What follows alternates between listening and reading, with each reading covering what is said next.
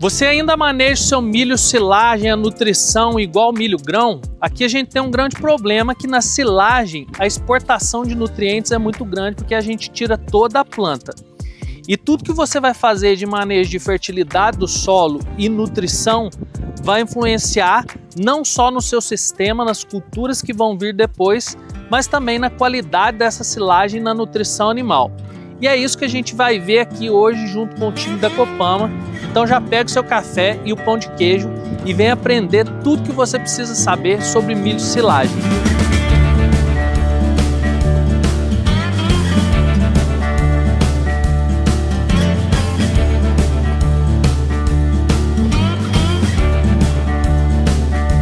Copama, soluções no agronegócio. Pessoal, hoje eu estou aqui com o Luiz, que é consultor da Copama. Nós estamos numa área de silagem. Luiz, qual que é o principal problema do produtor muitas vezes manejar milho silagem igual ele iria manejar um milho grão, por exemplo? Então, Caio, a gente precisa entender porque uma boa silagem, ela não começa simplesmente de um híbrido de milho. A gente tem que começar entendendo cada talhão. Perfeito. Partindo de um pressuposto que existem talhões com uma fertilidade mais alta, uma fertilidade mais baixa, a gente precisa primeiro entender da análise do solo para poder indicar o melhor híbrido para cada talhão dentro da fazenda. E assim entender a realidade de cada cooperado, de cada talhão, para a gente poder posicionar algum híbrido. Então, híbridos para grão são diferentes de híbridos para silagem. Então existem vários fatores que vão se diferenciar de um híbrido para o outro. Ô Luiz, mas dentro disso que você está me explicando, da característica de cada talhão, existe uma realidade mais indicada, uma condição de talhão de solo mais indicado para você, se você for produzir um milho silagem e milho grão na mesma propriedade?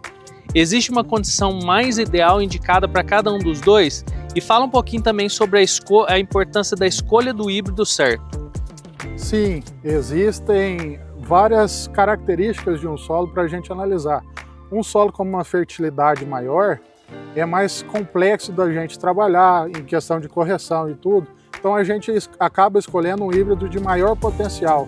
Consequentemente, é um talhão que eu posicionaria um híbrido para silagem, milho mais exigente. Então o que você está me explicando aqui é que como o milho silagem, eu acho que é importante explicar um conceito pessoal aqui, que é o conceito de exportação de nutrientes. Que quando aquela planta, como você vai tirar a planta toda, ela vai tirar muito mais nutriente da área do que um milho grão. Então, por exemplo, potássio, magnésio, chega a ser até 4 vezes maior a exportação de nutrientes que aquela quantidade de nutrientes que você tira da área. E quando você já tem um solo de fertilidade mais construída, fertilidade mais alta, você pode posicionar um híbrido com maior potencial para aquela área. O que vai acontecer se se o produtor lá não tiver atenção para isso, Luiz? Se ele pegar um híbrido com alto potencial, mas também muito exigente e colocar naquele talhão com fertilidade mais fraca. Eu acho que é um erro que deve ser muito comum, né? Muito comum. É muito comum, Caio, inclusive é o maior dos problemas hoje são posicionamentos de híbrido. Porque o que mais a gente vê acontecendo no dia a dia, o produtor quer comprar o híbrido que o valor da semente é mais barato, mas não necessariamente aquilo vai ter retorno para ele. Às vezes ele tem um investimento mais alto, mas tem o retorno. Então, linkando isso ao talhão que ele vai plantar, a gente costuma posicionar exatamente nos melhores talhões, exatamente pela questão que você falou, por questão de extração, exportação. E o que vai acontecer? Se ele posicionar errado, ele já começa perdendo, porque ele já parte de um teto produtivo mais baixo. Porque não adianta nada você colocar uma semente de alto potencial em um talhão com médio potencial. Então, o produtor tem que entender de cada talhão da fazenda dele para poder escolher o híbrido certo para cada talhão. Então, se você colocar um híbrido de médio potencial também numa área com alto potencial, você também está deixando de ter um ganho ali na tua silagem. De ter um canhão. Então vocês estão vendo que tudo começa no diagnóstico, né? Se você não tiver análise de solo, não conhecer cada área, não tiver histórico, você vai estar perdendo por algum dos lados. Exatamente. Ou por não estar explorando todo o potencial do híbrido, ou em função da fertilidade do solo, a nutrição não atender a exigência daquele híbrido específico. Quando a gente fala de milho silagem, a gente já comentou um pouquinho que vai tirar toda a planta. Qual que é o prejuízo pro sistema?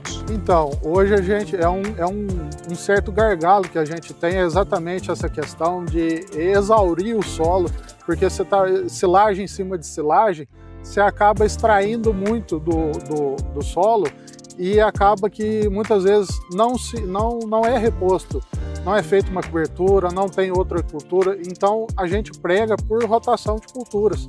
Ou até, que está sendo amplamente utilizado agora, é o sistema Santa Fé, que é o consórcio do milho com a própria braquiária. Então, quando você corta o milho para ensilar, você ainda tem a massa da braquiária, vai estar ali. Perfeito. Então, você aproveita a massa dela para ajudar a manter um pouco de matéria orgânica no solo. E assim, você tem que trabalhar também, muitos produtores já estão trabalhando, por exemplo, com uma cobertura, com uma cama de frango, com composto ou algum adubo organo-mineral, alguma matéria orgânica a lanço, para exatamente ajudar a incorporar um pouco de matéria orgânica, tentar voltar um pouco do que o milho retirou do solo. Perfeito. Isso que o Luiz trouxe é bem importante, pessoal, porque quando a gente tem aqui essa palhada, ela fica na área, isso aqui está reciclando muito nutriente, está voltando nutriente para a área, e está ajudando também na questão de matéria orgânica, que é um resíduo orgânico. Conforme ele vai decompondo nessa área, vai aumentando os teores de matéria orgânica. É óbvio que com o tempo vai aumentando os teores de matéria orgânica na área. O produtor que não conhece, nunca viu falar nesse sistema Santa Fé, explica um pouquinho como é que funciona, a questão da braquiária, quanto que entra, algum detalhe específico disso aí que eu acho que é bem interessante, por ser uma coisa que está sendo muito adotada agora por produtores de alta tecnologia, né? Sim. Bom, o sistema Santa Fé ele consiste no plantio do milho consorciado com a braquiária. Existem algumas formas diferentes que é feito isso, mas a forma mais ideal de se fazer, existe uma máquina própria para isso, até a Embrapa que desenvolveu. Uhum. Ela funciona com um motorzinho elétrico. Você pluga na bateria e ela vai na frente do trator.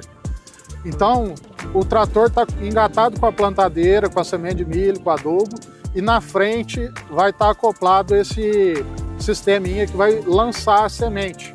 Então, o que acontece? Você abastece o tanque lá com a semente de braquiária desejada, e aí o trator, conforme ele vai andando, ele já vai jogando a lanço a semente de braquiária. Posteriormente, ao mesmo tempo que ele está jogando, a plantadeira já vem revolvendo o solo. Então ele já dá uma mexida no solo que já cai um pouquinho de terra em cima da semente, já incorpora essa semente. E aí esse sistema já começa, o milho nasce e a braquiária também nasce juntos. Mas é importante frisar que tem um momento certo para manejo da braquiária. Porque se você não manejar corretamente essa braquiária, ela vai crescer além do ideal, ela vai entrar em competição com o milho. Então a gente fala ali no terceiro perfilho, a gente faz uma dose de um herbicida para dar uma travada. Não é para matar a braquiária, é só para dar travada no crescimento dela, para ela manter aquele porte e o milho desenvolver. Quando o milho se desenvolve muito mais rápido do que a braquiária, a hora que ele fecha a rua, que ele causa sombreamento na braquiária, ela já está travada ali, ela não atrapalha, não tem tanta competição mais. E daí, quando você vai fazer o corte da silagem, você vai só aparar as pontas do capim, o que vai ajudar também a emitir novos brotos do capim, que sucessivamente você vai preencher a área como um todo com a própria braquiária. Que legal. Então a altura de colheita depois também é bem importante para você conseguir ajustar esse manejo. Com certeza. A altura de corte ela é importante para vários fatores. Principalmente, por exemplo, a questão de digestibilidade da da fibra do milho, ela está diretamente relacionada com a altura de corte. Uhum. E também a extração, principalmente do potássio, ela também está relacionada à altura de corte, porque a deposição de potássio, a gente já tem vários estudos comprovando que é na parte da base do caule do milho ali, que é a maior deposição de potássio. Luiz, do nada, com a mágica da edição lá, eu já apareci com a planta de milho na mão aqui. Então explica aqui o que você está explicando, a parte do potássio em si, com relação à altura de corte, o que vai acontecer se você cortar muito baixo, na altura ideal. Então o que acontece, Caio? Existem várias formas de corte. O produtor, muitas vezes, ele acaba perdendo essas folhas do bacheiro e ele quer aproveitar. Ele fala, nossa, eu perdi muita folha, então vou cortar mais embaixo para eu poder aproveitar mais a planta. Pegar mal como. Só que é um erro, porque quando ele acaba fazendo isso, ele acaba depositando essa parte mais dura do caule, que tem maior teor de lignina, e também, voltando para a parte de solo, essa faixa é onde ela mais tem potássio na planta.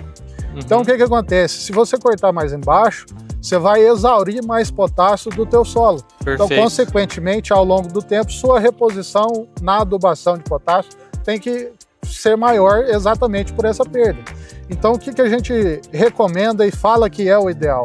Cortar esse milho mais em cima, porque você mantém uma reposição de potássio já na área e você aumenta a digestibilidade dessa silagem posterior, porque você deixou uma maior parte de lignina para trás. Perfeito. Você aproveitou uma parte melhor da planta. E já que essa parte da nutrição animal, vou apertar um pouquinho a Letícia que está ali, ela vai falar mais detalhado disso para a gente, mas da parte específica então de nutrição do milho silagem. Quais nutrientes principais que a gente deve ter uma preocupação a mais além do milho grão? Você já falou um pouquinho do potássio, que aqui a gente vai ter uma exportação de potássio. E aí existe uma diferença de conceito, né, pessoal? Extração é tudo que aquela planta extrai para produzir aquilo que ela precisa. Exportação é todos os nutrientes que saem da área. Então, quando a gente fala de milho grão, exportação é só o que vai sair no grão. Agora, quando a gente fala de milho silagem, toda essa área é exportação. Tem algum outro nutriente, Luiz, que a gente tem que ter uma preocupação maior, além do potássio, quando se fala em milho silagem? Na verdade, a gente fala que não é um nutriente, não é o outro. É o conjunto que a gente tem que analisar. Então, o milho, como a gente já é costumeiro e rotineiro a gente saber, exige muito fósforo e muito nitrogênio. Perfeito. Principalmente nitrogênio, fósforo e potássio. Então, diante de diversos estudos, a gente tem uma correlação em relação a toneladas por hectare com a adubação que é feita.